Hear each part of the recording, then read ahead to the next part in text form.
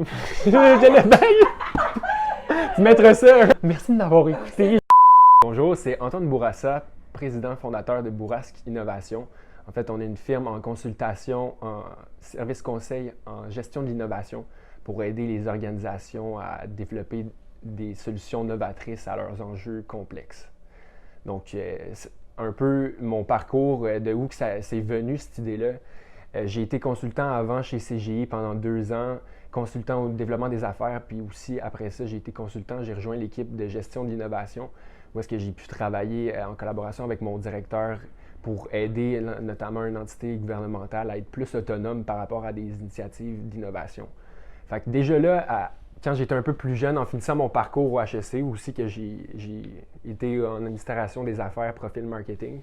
Donc, j'avais ce goût-là, ce désir-là de pouvoir aider les entreprises par le conseil, mais aussi par une approche plus humaine qui met plus justement la collaboration, puis vraiment le travail d'équipe, mais pas juste le travail d'équipe de temps en temps, vraiment faire le travail d'équipe et de la collaboration, le moteur d'innovation pour les compagnies en fait, puis n'importe quelle organisation, que ça peut être une école, n'importe quel groupe qui doit résoudre un problème.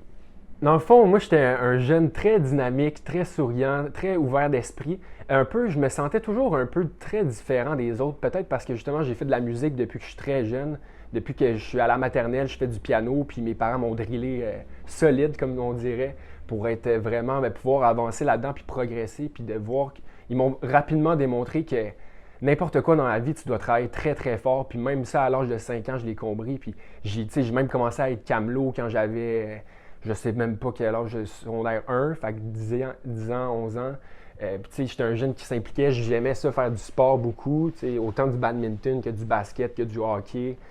Puis à la fin de mon secondaire, je m'impliquais vraiment beaucoup, notamment dans toute une troupe de théâtre. Fait que c'est quelque chose qui m'attirait vraiment beaucoup, puis encore là, qui était très différent de mon groupe d'amis, puis j'étais un peu perçu comme un alien, un peu. Mais je crois que ça m'a tellement forgé ce côté-là de communication, ce côté-là d'aimer parler en public.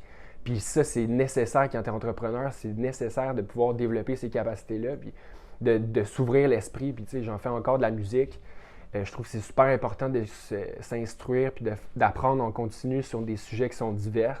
Surtout en innovation, c'est un peu ça, là, c'est le concept, c'est de venir rallier un peu l'ensemble des champs d'expertise dans un même projet. Tu sais. Fait que, de mon parcours, j'étais un bon élève quand même, ouais. Le début de Bourrasque Innovation, ça a débuté, je dirais, janvier, il y a 1 an environ. Fait que ça fait 9 mois environ.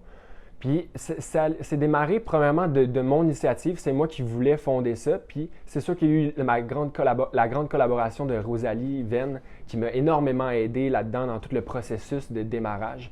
L'idée est vraiment venue de moi avec cette passion-là, puis en fait, le design thinking, on en reparlera un peu plus tard, mais m'a tellement interpellé, puis je me suis dit, j'ai fait une analyse un peu de la concurrence, analyse sur le marché pour voir s'il y avait d'autres concurrents, d'autres autres entreprises qui faisaient un peu le même genre de service que je voulais offrir. Puis à partir de là, je me suis dit, OK, il n'y en a pas beaucoup. Il y en a quelques-uns qui sont bien établis, donc ça veut dire qu'il y a qu'il y a une traction aussi. Puis à partir de ce moment-là, je me suis lancé à 100%. Puis il y a eu quelques personnes que, pendant justement tout mon lancement puis le démarrage de mon entreprise, qui ont été clés pour moi. Je parle notamment Martin Duchesne, qui est directeur des Défis Montréal. Ça, c'est un accélérateur que j'ai participé au début de mon entreprise, puis m'a fait rencontrer vraiment plusieurs professionnels, puis développer mon réseau professionnel vraiment rapidement au niveau de la start-up et de l'écosystème montréalais. Après ça, je dirais que je suis vraiment allé 100% dans le vide, puis j'avais vraiment un bon feeling.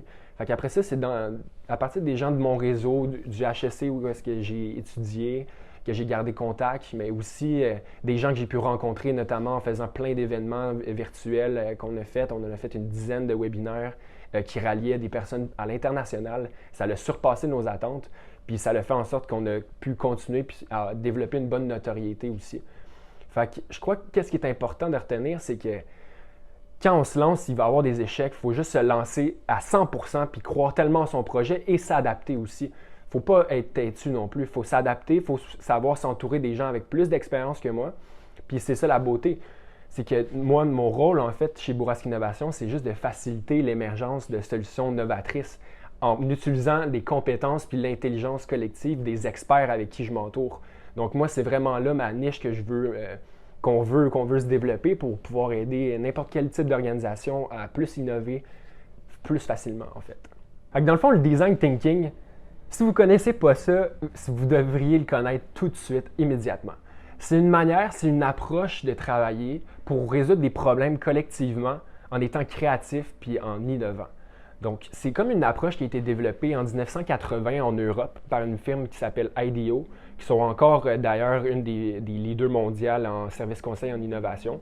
Puis qu'eux, en fait, sont arrivés avec ce modèle-là qui est en fait 5 étapes précises, qui est un processus itératif aussi.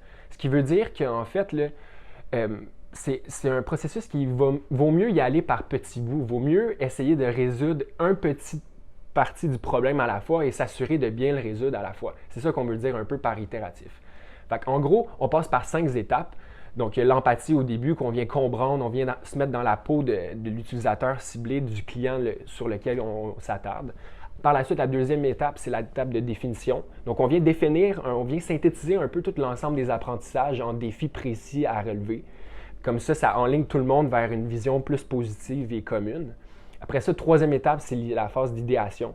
Donc, c'est là que tout le monde ensemble, on vient être créatif, on vient résoudre, on vient lancer des idées, générer des idées pour résoudre la problématique. Puis après ça, il y a la phase de prototypage et de test. Donc, on vient prototyper, on vient tester rapidement pour venir résoudre ce problème-là, au lieu d'attendre justement très longtemps à développer une solution très, très complexe qu'on ne sait même pas si elle va vraiment répondre à un besoin. Donc, c'est une approche que je suis totalement tombé en amour parce que ça met l'humain au cœur de toute cette démarche-là. Puis ça rallie aussi l'ensemble d'expertise, de champs d'expertise de plusieurs collaborateurs. Fait que ça peut s'appliquer à n'importe quel type d'enjeu, autant à des grandes organisations qu'à des startups, qu'à un processus un peu d'éducation. Ça peut vraiment être, c'est très versatile, puis c'est pour ça que j'adore cette approche-là. Dans le fond, nous, on a lancé Bourrasque Innovation officiellement sur les réseaux sociaux. Je crois que c'était comme quelque chose comme début mars ou fin février. Puis qu'est-ce qui arrive 2 semaines après, même pas, on annonce que c'est le confinement total, tout le monde confiné chez eux, aucun déplacement possible. Fait que c'est sûr que sur le coup, ça a été une méchante baffe dans la face, mais je crois que c'est une des meilleures leçons qu'on a eues aussi, c'est qu'au final, là, tout change tout le temps, le monde change tout le temps, puis il faut savoir ça, puis il faut comprendre ça aussi. Puis du moment que tu comprends que le monde change en tout temps, bien, il faut juste pouvoir s'adapter puis trouver les manières justement les plus efficaces ou les plus qui vont maximiser tes efforts. Fait que dans le fond, les événements qu'on a faits, ça a été tellement un grand succès. Là. On en a fait une dizaine au total depuis le début. Puis dont là, on commence à en faire avec des partenaires aussi là, de plus en plus intéressants. Ça nous permet de développer notre notoriété. On a même reçu Paul Côté, qui est ancien directeur général à l'ARTM, qui est un peu l'autorité régionale des transports métropolitains, qui régit tous les transports dans la grande région de Montréal. Donc, on voulait avoir des invités de taille pour venir parler des sujets humains. Ça a fonctionné. Puis c'est ça un peu aussi être entrepreneur. Il faut saisir des bonnes opportunités puis développer son réseau de bonne manière aussi. C'est super important. Et si vous voulez démarrer en entreprise, n'ayez pas peur, même si vous n'avez pas d'offres de produits ou de services, vaut mieux aller parler à des clients, essayer de comprendre qu'est-ce qu'eux aimeraient avoir pour après ça mieux orienter carrément votre produit au lieu de travailler un peu dans le vide, là, comme j'appelle. Moi, je crois que c'est important de rêver, puis c'est important de rêver même quand tu es très jeune, puis de pouvoir essayer déjà de toucher, puis de pouvoir rêver, puis de commencer à bâtir son rêve rapidement. Pour vous donner un exemple concret, moi, j'avais déjà cette ambition-là. Je voulais être entrepreneur d'une manière ou d'une autre. Là, je crois que je l'ai toujours su, mais je me le camouflais un peu pour plaire à mes parents, pour plein de raisons là, on veut plaire aux autres selon le regard de la société, whatever. Mais je crois quand on a ce désir-là, moi j'avais envie de créer une compagnie de longboard quand j'étais au début de l'université. Puis en fait, j'ai quand même été pas pire. J'ai eu 2 clients, j'ai eu 500$ de vente, c'est pas énorme, mais au moins, moi je tripais, puis je faisais mes planches à la main avec mon père, puis on a tout fait un branding, Leafant autour de ça, puis c'était juste un exemple pour me dire, oh ok, quand tu te lances, là, c'est pas juste de faire un produit. Ça m'a un peu donné les réponses que je devais avoir. Puis, justement, j'ai accumulé un bon 2 ans d'expérience en grande entreprise. Puis, j'ai tellement adoré ça. Je me suis donné tellement à fond chez CJ. Puis que ça a été une excellente école pour être le consultant que je suis comme aujourd'hui. Puis, faut pas avoir peur, je crois. Si vous voulez vous lancer, allez-y, puis écoutez personne. Écoutez juste ceux qui ont envie de vraiment comprendre votre vision. Puis c'est pas facile, il n'y en a pas beaucoup, mais il y en a certains. Puis il s'agit de s'entourer d'écosystèmes intéressants, développer un bon réseau. Mais même quand on est jeune, mais même quand on est au secondaire, on peut commencer à faire de la business, puis de commencer à rêver, puis de construire son mur, mettre une brique à la fois pour vraiment à la fin arriver avec ses bonnes fondations solides pour se partir pour vrai. Dans 10 ans, moi je vois Bourrasque Innovation vraiment positionné comme le leader canadien au moins, mais sûrement américain, dans le continent de l'Amérique, en service conseil en innovation. Puis comment y arriver vraiment en rassemblant une équipe de facilitateurs qui va pouvoir travailler vraiment en collaboration avec des grandes entreprises, mais autant que niveau start-up. Fait que c'est vraiment de créer une grande structure pour permettre à vraiment de tous les niveaux, toutes les industries de pouvoir bénéficier d'un service d'innovation, puis de comprendre vraiment, de pouvoir transmettre cette passion-là d'innovation, puis du design thinking, puis de collectivité pour résoudre des problèmes au plus de gens possible. Puis ça, c'est en s'entourant, puis en lâchant jamais, puis en s'entourant des bonnes personnes, puis en me créant un propre réseau d'entrepreneurs, puis de partenaires qui vont être solides. Mais je crois sincèrement pouvoir y arriver, puis c'est une étape à la fois, je crois. C'est ça aussi le dream. Mais je vous souhaite une super belle semaine de l'entrepreneuriat à Laval.